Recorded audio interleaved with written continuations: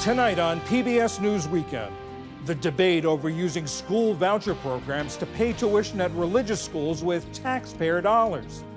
Then the effect on students of gun violence just outside school walls. We found 9,000 shootings near schools that were in small towns and thousands of shootings even in rural areas. So really there's kind of nowhere you can go to avoid this phenomenon. And how climate change is altering family planning and reproductive health in Bangladesh.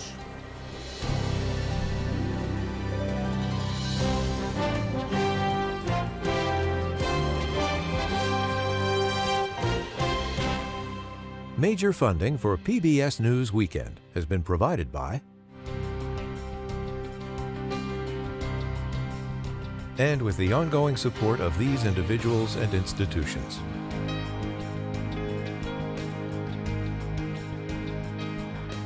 And friends of the NewsHour.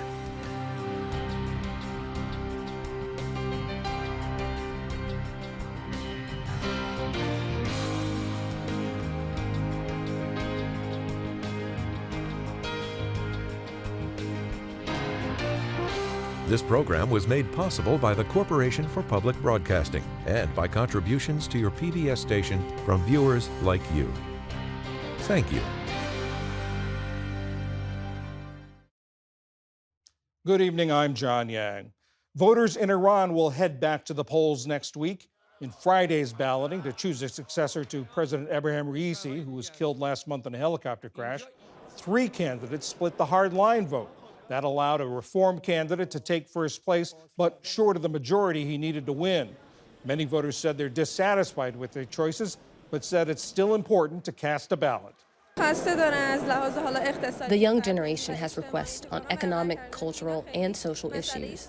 Implementing these requests isn't difficult, but there is a lack of attention towards them, particularly towards the youth. I realized I can defend my country by voting, so I chose to vote. Friday's voter turnout was the lowest in the country's history. The runoff is set for next Friday. 10 Ukrainian civilians are returning home tonight, thanks in part to the Vatican. Russia had held them in annexed portions of the country for years, some since before the full-scale invasion 2 years ago. President Volodymyr Zelensky said mediation by the Vatican led to the release of the prisoners, who include 2 Catholic priests. Today, Pope Francis gave thanks, but said he's filled with sorrow for those still in captivity. Elsewhere in the country, at least 12 people were killed by an airstrike as Russia targets villages along the front line. This as rescue efforts continue in the city of Dnipro, where a strike destroyed an apartment building. 1 man is dead and another suspect on the run after an officer guarding the Israeli embassy in Serbia was shot with an arrow. Local media say the man approached the officer asking for directions before pulling out a crossbow. The officer shot and killed the attacker before being rushed to a hospital for surgery. Serbian and Israeli officials are calling it an act of terror. This morning, an asteroid the size of a skyscraper passed between the Earth and the Moon. It came within 180,000 miles of Earth. That's about 3/4 of the distance to the Moon. Scientists say there was no chance it would hit the Earth, and if you missed it, there's still a chance to spot it tonight after sunset. Still to come on PBS News Weekend, the life-changing effect of gun violence just beyond school grounds, and how climate change is altering family planning in Bangladesh. This is PBS News Weekend from WETA Studios in Washington, home of the PBS NewsHour, weeknights on PBS. This week, the debate over religion in publicly supported schools has been playing out in Oklahoma. The state school superintendent mandated that public schools teach the Bible and 10 Commandments. Days before, the state Supreme Court blocked what would have been the nation's first religious charter school. While the Supreme Court has been opening the door wider for public money to flow into religious schools, a lot is already going through school voucher programs. A Washington Post analysis concluded that nationwide, the vast majority of school voucher money is going to religious schools. We get 2 perspectives on this. Robert Enlow is president and CEO of EdChoice, a nonprofit school voucher advocacy group. And Richard Katzke is the director of Duke University's Appellate Litigation Clinic and the former vice president of Americans United for Separation of Church and State. Richard, let me start with you. Should money from public school voucher programs be able to go to private religious schools? There are all sorts of problems with money going to private schools. One of the big ones is that when money goes to private religious schools, those schools, and by the way, all private schools that take vouchers, can pick and choose which students they will allow to attend. They won't serve kids with disabilities because they're more expensive to go there. They won't serve kids of different faiths. They'll make the kids and the family sign statements of faith and agree to live according to them. If you have an LGBTQ student or a student whose parents are a same-sex couple, the schools can say, we don't want your kind here, we won't let you do that. It's really about schools making choices, not about parents making choices. Robert Enlow, schools making choices rather than parents making choices. What do you say to that? What we know in history right now around America is that the courts have said that no dollar crosses the Rubicon of a private school without the truly private choice of a family. So it's families who are choosing these options. And here are the options they're choosing. In Indiana, in the school voucher program, more than half the kids who are attending Catholic schools are non-Catholic. In Florida, the way they have their program with 700 new private schools has started since the beginning of the program. If you're Jewish, if you're Catholic, if you're progressive, if you want to go to the Albert Einstein Academy, which is specifically for children with LGBTQ backgrounds, or if you're special needs, they have special needs schools that are starting up. The vast majority of the programs and voucher programs right now, about 15 of them, are specifically set up for special needs families. And so what we're finding with choice programs in America is that pluralism is actually working. Families are getting to choose options that are working for them, and that's the schools that they're choosing. It's not school choice by the schools, it's school choice by the parents. And the last thing I would add is, you know, our traditional schools right now, they pick and choose by a situation called economic segregation. If you can afford a house, then you can choose. And we also know that there are tons of magnet schools. So the concept of choice in which schools choose is much more complex. But we know from school choice programs right now that families are choosing, and over a million of them are doing so right now. People talk about school vouchers money going to religious schools as public money going to religious schools. Do you see it as public money, or do you see it once it gets in the parents' hands as their money? So I think as taxpayers, we have decided that we want to fund the education of the public. I think for too long we've said we're going to fund the education of the public, but only through a government-run school system. What's happening now across America is we say we believe in the public funding of education, but letting parents choose where they spend those dollars. So that's what's happening. That's why it's growing so much. That's why it's gone from 500,000 in 2019 to 1 million now. That's why there's 75 programs operating in 33 states.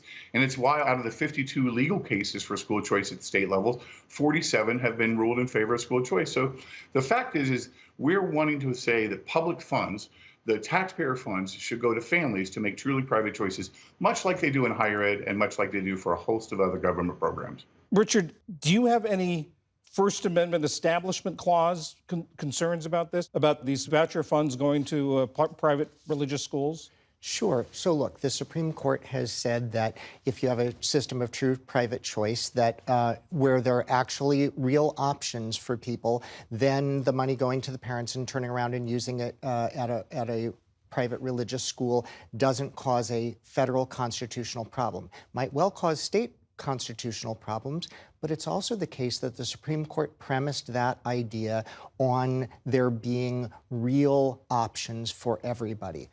My family is Jewish. If I live in a community where there aren't any Jewish schools, yeah, sure, Robert is right that I could send my kids to a Catholic school to get a Catholic education or a Baptist school to get a Baptist education, but that's not really a reasonable choice for most people.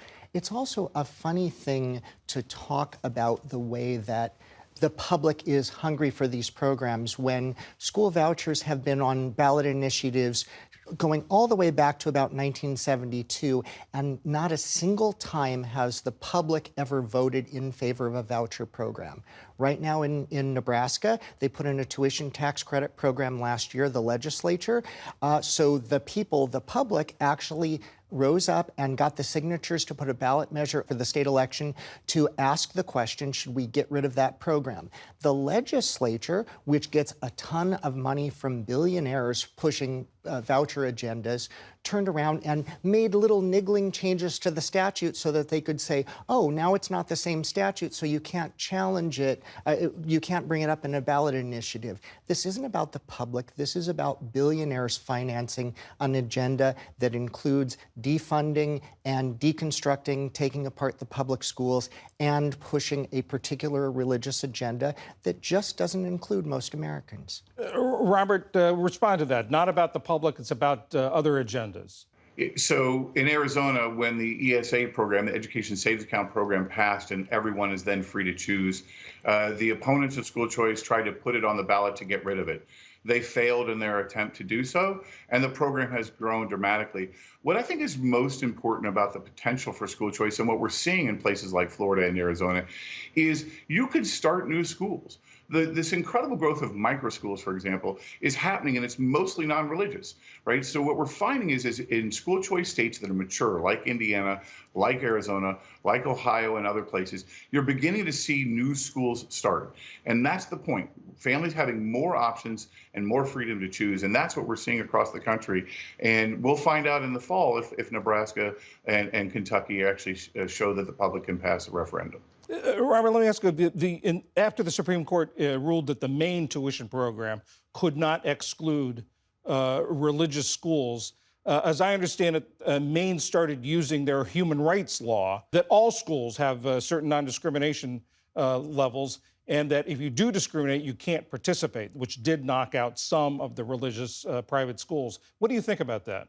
So most school choice programs already follow the title of the non-discrimination title of the U.S. Supreme Court, right? So if you look at the laws that are created around the country, you'll see non-discrimination clauses in them across the board. And so most private schools are already required to follow federal jurisprudence, and they do. And if they don't, then they generally don't participate in the program. And what I think it's important to remember here is it's state legislators who are voted in by the public that are making these determinations. And this is where the public is supporting it, because they're supporting it by hiring their state legislator to do these bills. Robert, Richard, I'm afraid we're out of time. We got to leave it there. Thank you both very much. Thank you. Thanks for having me.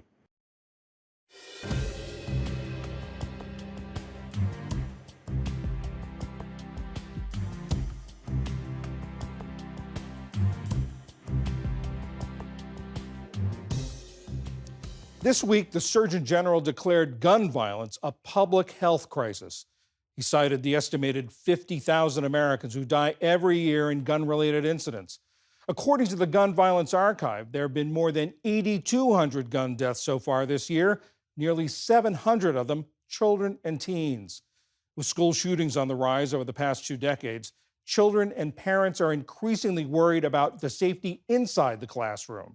But as William Brangham tells us, a new analysis finds that more and more incidents of gun violence are happening just beyond school walls. From 2014 to 2023, communities across the country saw more than 188,000 shootings within 500 yards of a school. That is an average of 57 shootings per day. This comes from a new analysis done by The Trace, which is a nonprofit news organization that covers gun violence. Analyzing data from almost 150,000 public and private schools, The Trace found that just last year, 6 million kids had a shooting occur near their school. Olga Pierce is one of the journalists who did this analysis. Olga, thank you so much for being here and sharing this really tremendous piece of reporting with us. When we think about school shootings, I think most people think of the massacres that happen, Newtown, Uvalde, Columbine, etc. But you guys chose to broaden the lens and look at shootings outside of schools. Why that focus? Obviously, school shootings inside the school building are a traumatic and dramatic event, and they deserve our attention.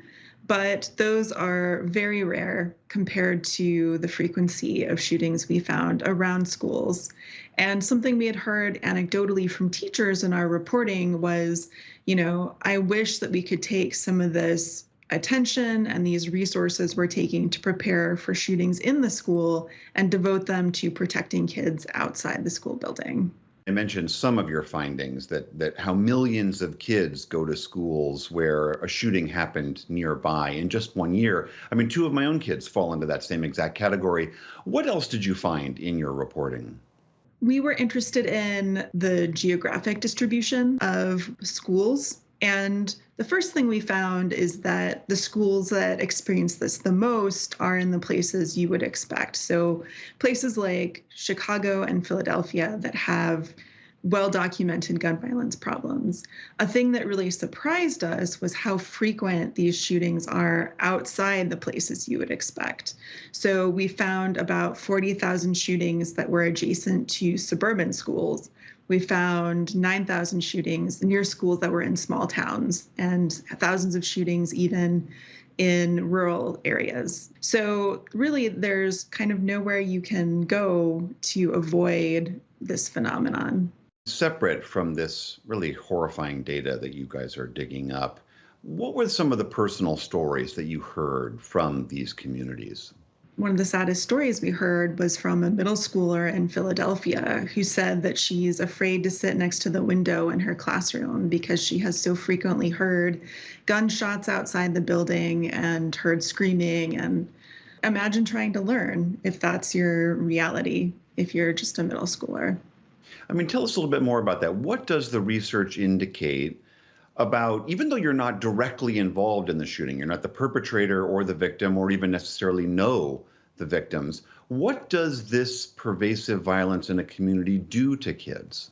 We know, first of all, that it harms learning outcomes. So kids who are exposed to violence, even things like memorials on the street that we see, tend to have lower test scores, for example.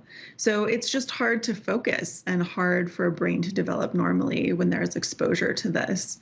On top of that, people told us that what often gets interpreted as behavioral issues is actually just a really normal response to seeing violence all around you all the time. As you were reporting this and talking with parents, were parents aware of this? I mean, was this something that they were cognizant that was going on in their communities? Did they feel that their children were safe at school?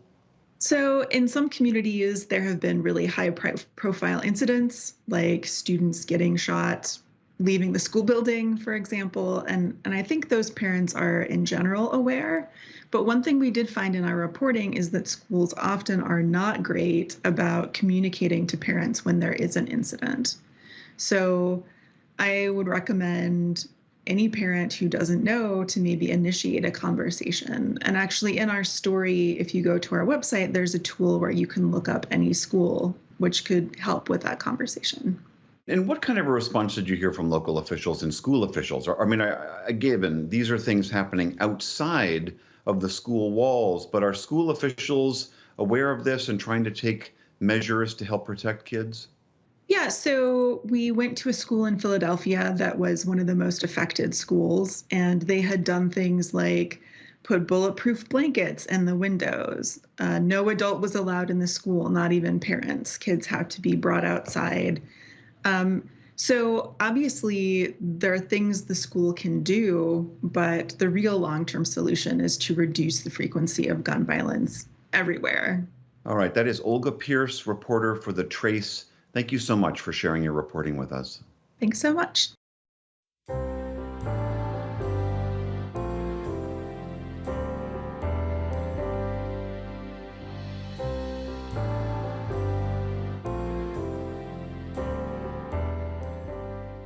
Few places in the world are suffering more from the effects of climate change than Bangladesh. Most of the country, which is slightly smaller than Iowa, is a flat plain, no higher than about 50 feet above sea level. That makes it vulnerable to the sort of severe flooding that's now affecting more than 2 million people after weeks of monsoon rains. And now there's another effect. Women are changing the way they think about having children. Sally Dykerman is a senior researcher for IPAS, which is a reproductive justice organization. Sally, explain to us how these effects of climate change are affecting women's health in Bangladesh, and especially women's reproductive health. Yeah, thank you for that question. So, what we found in our research along the Bay of Bengal in these communities that have been really hit hard by cyclones is that the climate crisis is impacting everyone, but certain groups, especially women and girls, are feeling those impacts disproportionately.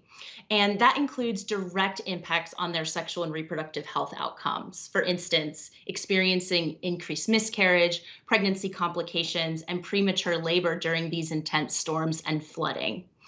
A lot of women have to go to these cyclone centers where they shelter during the storms, and there's not nurses and doctors, medical supplies, or even sanitation materials for those women who do go into labor, which is quite common. And so they have to give birth in these unsanitary conditions without a healthcare professional present.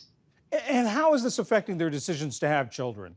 Yeah, so women are facing, the difficulty of having to evacuate and putting their families before their own health and well-being. So for instance, women traditionally are the caregivers in this context. So they have to make sure that their children and elderly people and people with disabilities in their community evacuate first, which means sometimes they are the last ones to be thinking about their own safety. And so what they see is that other pregnant women are experiencing prematurity, pregnancy complications, stillbirth, and miscarriage during these cyclones. And it's scary for them. And so they think, well, I'm not ready to have a child when there's so much instability and these extreme weather events happening. But then there's also the other side of that, where one woman even talked in our research, even talked about how she wanted to have more children to protect against potential childlessness in the case of her child being killed during one of these storms, because children are also very vulnerable during evacuation. Has there been a marked difference in child mortality? So, child mortality linked directly to these storms is something that's still being researched. The point here really is that women and girls, including youth, are feeling those impacts disproportionately to other people in the community. And so it really is causing them to reconsider when they have children and how many children they have. What other effects are there of these effects of climate change, how they're affecting life in Bangladesh? So in Bangladesh and in all 9 countries where we've done this research, we're finding direct links between the conditions caused by the climate crisis and increases in child marriage. So when the climate change undermines the economic sectors like agriculture, there's increased economic instability and crisis in these families. And so women told me that child marriage, marrying off one's daughters, is being used as a coping mechanism, both to receive additional money from dowry payments and also to have one less mouth to feed. And is there also a connection or an effect with violence against women? Yeah, so violence is increasing for 2 reasons. First, this economic instability causes so much stress in the family, and that leads to more intimate partner violence. But also, women and especially young girls talked about how in cyclone centers in Bangladesh, where they're sheltering from storms, there is really poor security, poor lighting, and the lack of separate spaces and toilets for men and women. And so these toilets and these spaces are a hotbed for sexual harassment and violence. And so young girls told us that they hold their urine for hours on end because they're afraid of using the bathroom at these cyclone centers. And that leads to a lot of problems and pain. Are Bangladeshi women responding in some way? Are they organizing, making demands, or calling for changes? Yeah, so in our research, women talked about a few things that they want, and they are getting involved in helping their communities adapt to the climate crisis and helping them, for instance, be part of these disaster risk management committees so they can feel prepared and ready to evacuate in a safe and timely manner. But women are asking for decent work opportunities, access to sexual and reproductive health services in these cyclone centers and outside of them. And these are just 2 things that women are demanding. As the globe warms, as the temperatures around the world are rising, do you think this situation we're going to see replicated in more and more places around the world? Yes, absolutely. I mean, extreme heat is extremely dangerous exposure to extreme heat is very dangerous for pregnant women. And that is something that we're seeing across the globe, whether you're in Bangladesh, Mozambique, Indonesia, or in Texas.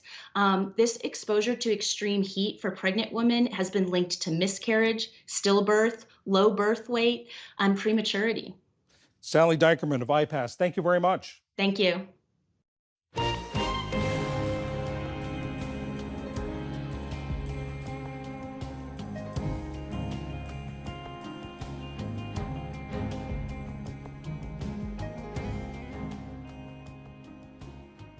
Now on the NewsHour Instagram page, how residents of the Ukrainian capital city of Kyiv live day to day with limited electricity. All that and more is on the NewsHour Instagram page. And that is PBS News Weekend for this Saturday. I'm John Yang. For all my colleagues, thanks for joining us. See you tomorrow. Major funding for PBS News Weekend has been provided by Consumer Cellular. This is Sam. How may I help you? This is a pocket dial. Well, somebody's pocket. Thought I'd let you know that with Consumer Cellular, you get nationwide coverage with no contract. That's kind of our thing. Have a nice day.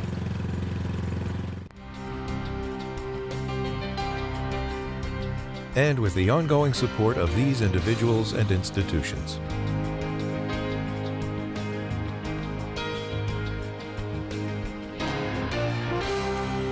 This program was made possible by the Corporation for Public Broadcasting and by contributions to your PBS station from viewers like you. Thank you.